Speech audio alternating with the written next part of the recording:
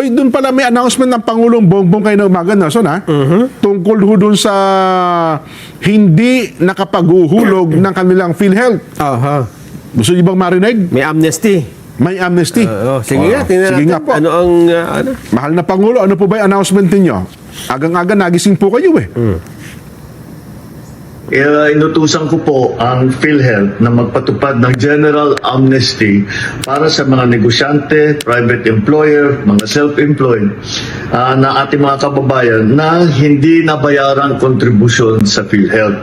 Inutusan ko po ang PhilHealth. Gagawa tayo ditong taon na ito, 2026, ang tinatawag naming one-time waiver para sa interest ngayong taon 2026. Bibigyan natin mga employer na 1 taon para mabayaran na lahat ng na-miss contributions mula 2013 hanggang 2024.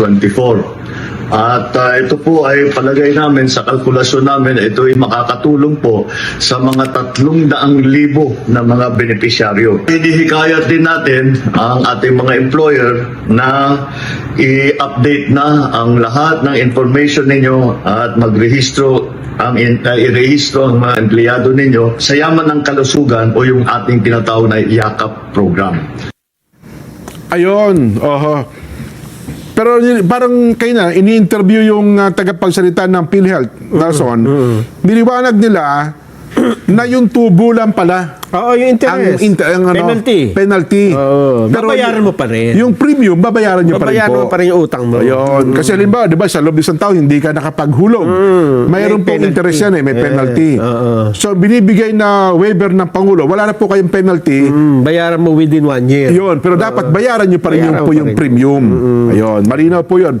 Pero hindi naman daw nangangahulugan. Halimbawa, ako, empleyado, no, Nelson, yung kumpanya ko hindi nakapaghulog, hindi ako makapag-avail. Makakapag-avail pa rin po. Pero dapat, yun daw hong mga kumpanya na magbabayad ng PhilHealth contributions ay dapat pa rin sila magbayad. Yes. 1 taon po yan. Samantalahin nyo na ho. Para malaki-laking ano din yan, ha? Kabawasan din po sa gastusin ng mga, lalo kung marami po kayong empleyado na hinuhulugan po ng kanilang mga PhilHealth contributions. Ayan.